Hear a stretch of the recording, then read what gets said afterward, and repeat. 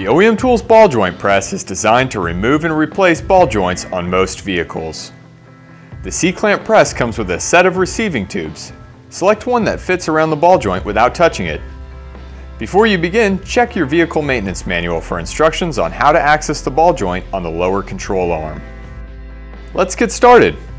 Place the receiving tube over the ball joint and push it against the lower control arm. Position the C-clamp so that the base is pushing up against the receiving tube. The threaded screw should be pushing straight down on the ball joint, not at an angle. Using a 7/8 inch socket with a 1/2 inch drive ratchet or breaker bar, turn the screw clockwise.